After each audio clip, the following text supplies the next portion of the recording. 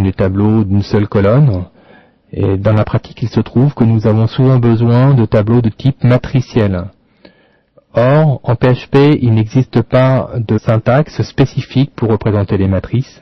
Nous allons devoir donc les créer nous-mêmes. Pour cela, nous allons commencer par ouvrir une nouvelle page à partir de la page modèle.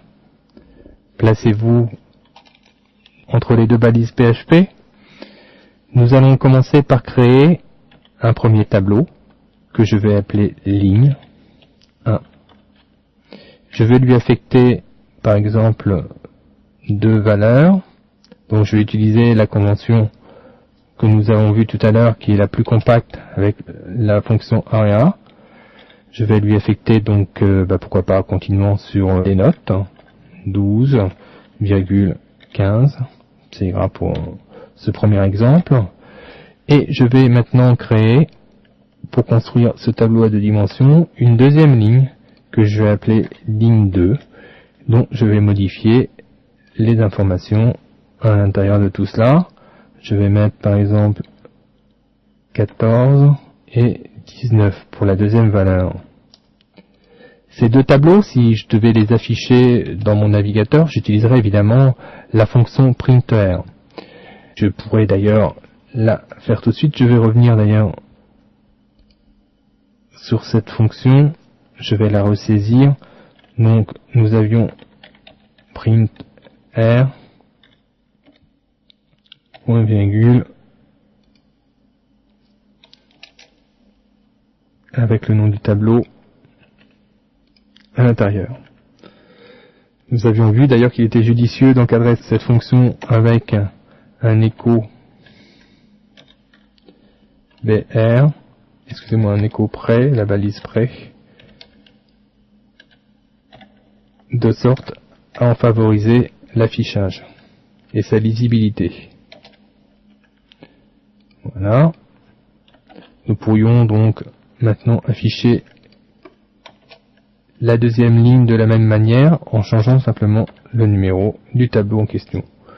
Si nous enregistrons cette page, nous allons l'enregistrer par exemple dans matrice, puisqu'il s'agit de matrice. Et si je la teste en basculant dans le navigateur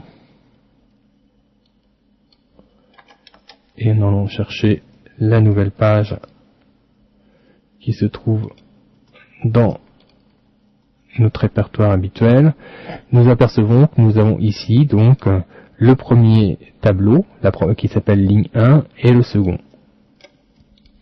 Si nous désirons par la suite exploiter ces informations dans le cadre d'une matrice, imaginons que par exemple nous voulions regrouper ces informations qui pourraient correspondre, la ligne 1 pourrait correspondre à des notes d'une matière spécifique, par exemple le français et la ligne 2 à l'anglais par exemple, et chacun des éléments ici pourrait correspondre à un élève spécifique. Nous aurions ainsi un tableau représentant les notes d'une classe pour différentes matières et différents élèves.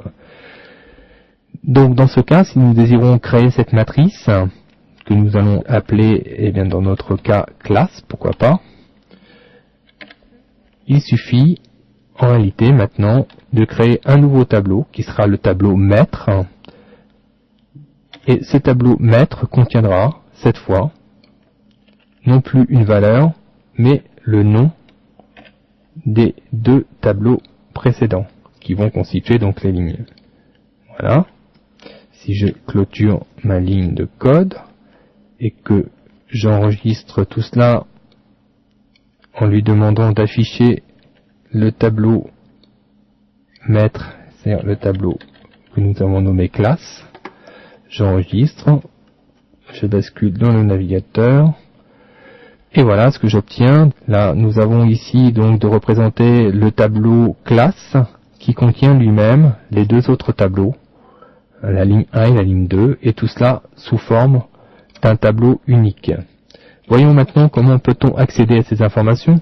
Nous avions vu précédemment qu'il était possible d'accéder à des informations des tableaux par le biais des crochets. Donc en l'occurrence, si je désire accéder à l'information qui correspond à la note 12 par exemple, hein, celle-ci, eh bien je devrais aller chercher mon tableau classe, lui assigner une première série de crochets dans lesquels je vais mettre donc la première ligne. Il s'agit donc de la ligne 0. Je vous rappelle que en convention indicée, les lignes commencent à 0, et de lui mettre donc derrière cela une deuxième série de crochets dans lequel je vais lui mettre cette fois, donc si nous allons chercher le 12, un peu de bataille navale, donc ce serait donc 0, 0 dans les deux sens, donc 0, 0, voilà.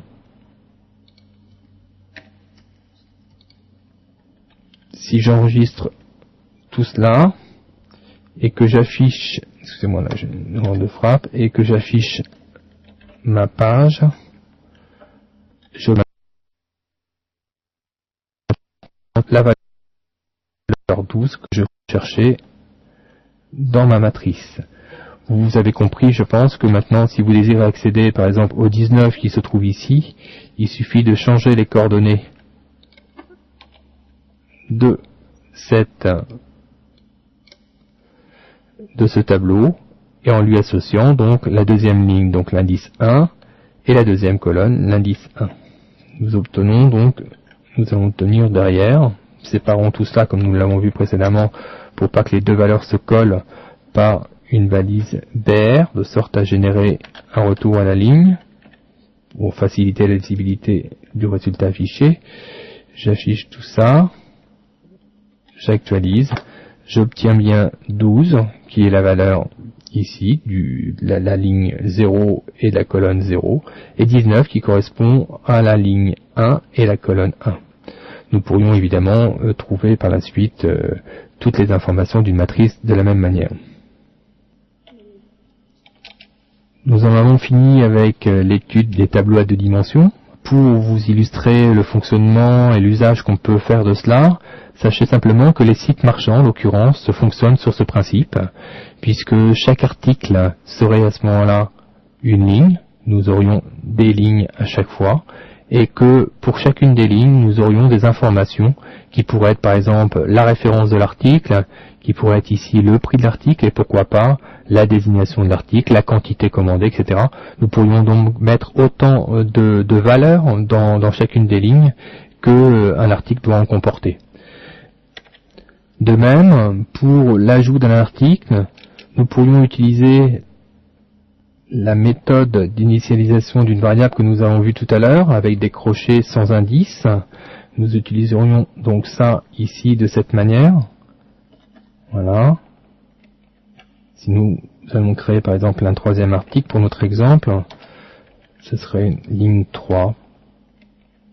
J'ai créé donc une troisième ligne, et pour ajouter cette ligne au panier marchand, donc au caddie, il suffirait simplement de lui affecter cette nouvelle ligne.